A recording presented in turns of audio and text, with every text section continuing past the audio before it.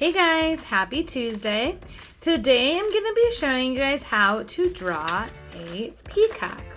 I love these birds. I think that they're just so beautiful. Back when I was younger, I saw one at the zoo and it made me want to be the zookeeper, which obviously didn't happen because I am an art teacher instead. So with this one, I would probably start with pencil first, but it's not totally necessary. And just make sure that you have the colors that you want to color it in with. Obviously the real one has blues and yellows and greens and then some brown for the beak and the feet, but you can really grab whatever colors you want. And let's get started. We're going to start our drawing by making a curved line for the bottom of our peacock's body. So starting with a little space underneath for the legs, I'm going to make a curved line, kind of like a smiley mouth, but a little higher on the sides. And then we want it to slope in to make the neck nice and skinny. So I'm having both sides go in towards each other. And then when I feel like they're close enough, I'm gonna have it just kind of go straight up and down for a bit on each side. And we'll work on the back of the head first. So gonna curve over like this. And we want this to be pointy for the beak. So I'm gonna have it go a little further.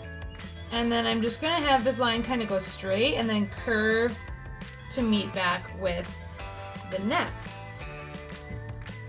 Now I can add an extra line for the beak like that. And then this kind of little curved line that connects to the beak for the white part around the eye. And then you can draw a little eye in there. And we may as well add the little feathers on the back of the head. They almost look like a little crown. I like to draw 2 lines and then a circle at the end like that. I'm gonna make 3 of them, but you could make more if you want to. Now we'll work on some of the feathers on the tail. Let's do this little circle shape first. That's kind of like, it's basically the area that the tail, the big long tail feathers attach into. So it's going to be a circle that kind of matches the bottom of the body. So I'm going to start on the right side this time. And I'm continuing off the bottom of the body and making a curved line that goes up and over. And then I just imagine if it were to continue on the other side of the neck, it just goes down and kind of meets back with the bottom of the body. If it's not perfectly round or circular, it's fine. It really doesn't matter.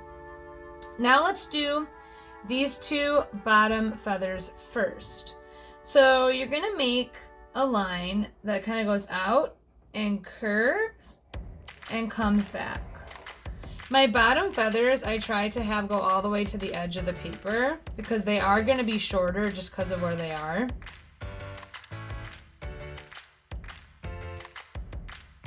Something that'll help you is if you do 1 feather on one side, try to match like the amount of space here with the amount of space here. See how they're kind of even going across? So try to do that. I like to go 1 at a time on each side. Now before we start going all the way up and over, let's do this 1 tall middle feather because we really want that one to be centered. So starting a little bit to the left of the neck, I'm going to do a nice curved line.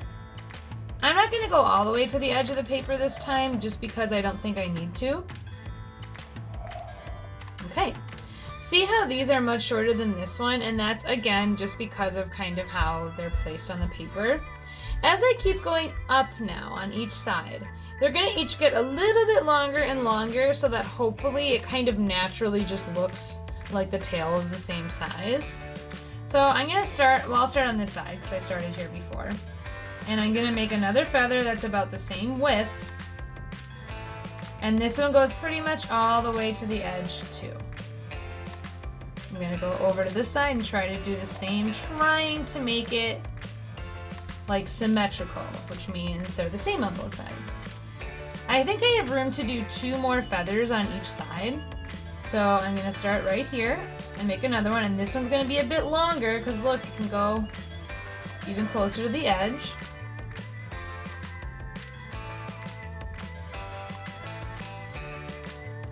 And then the next one, I just want to make sure is not longer than the middle one. So for this one, all I have to do is a curved line.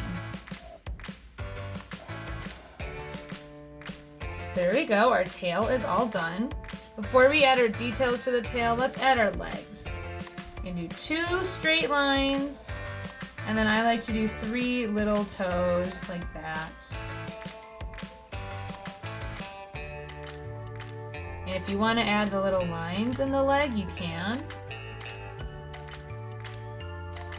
And then finally, we want to add our shapes, the little ovals with the smaller oval inside, on the tail. That's going to make it look a little bit more like the real thing. Of course, you could draw different shapes. You could draw hearts, you could draw diamonds. That would be really cool. But I'm just going to draw one oval with a smaller oval inside for each tail right at the end.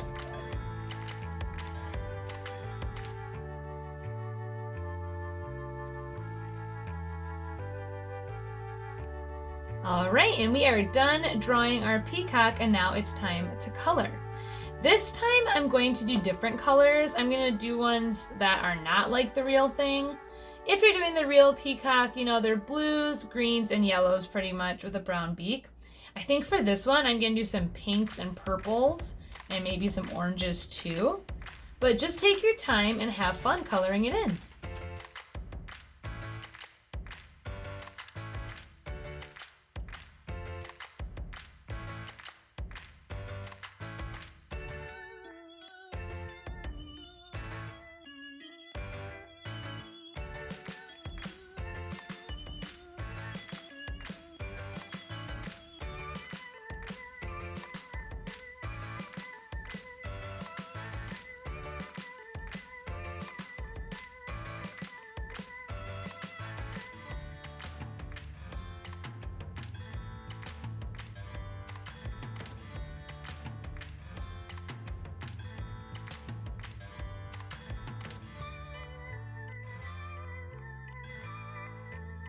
All right, you guys, I'm all done coloring in my crazy color peacock over here. I think I prefer the original one more, but it was still fun to try some different colors and see how it turned out. But I hope you guys have fun coloring your stuff in, and remember, just take your time and make it as unique as you want to make it. Alright guys, I hope you had fun drawing a peacock with me today, and I hope that you got to color it in any way that you wanted to.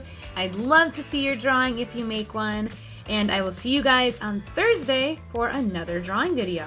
Bye!